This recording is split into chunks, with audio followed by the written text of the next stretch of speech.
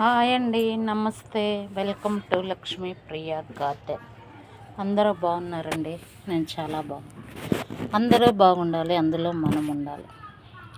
ఈ కొటేషన్ తోటి మనం బ్రతకాలండి. పైకి నవ్వుతూ లోపల వ్యసనాలు, ద్వేషాలు, అసూయలతోటి బతకూడదు. ఏదైనా ఫేస్ టు ఫేస్ మాట్లాడుకోవాలి. ఇంతేనండి నా ఉద్దేశం. అయితే చూడండి, ఇది అన్నీ పప్పులండి.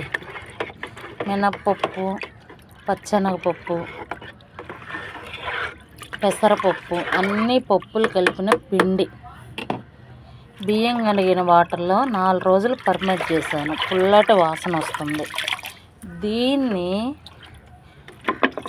5 రేషియోలో కానీ 10 రేషియోలో కానీ డైల్యూట్ చేసి మన మొక్కలకి ఇస్తే చాలా బలం అండి. చూడండి,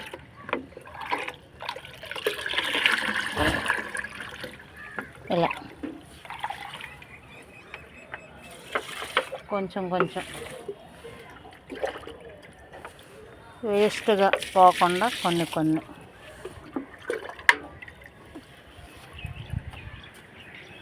పసుపు అండి,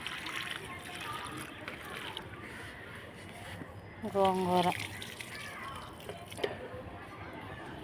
ఇంతే అండి ఈరోజు వీడియో. చూడండి, బీర చెట్టు పువ్వులు ఎట్లా విడిచినాయో.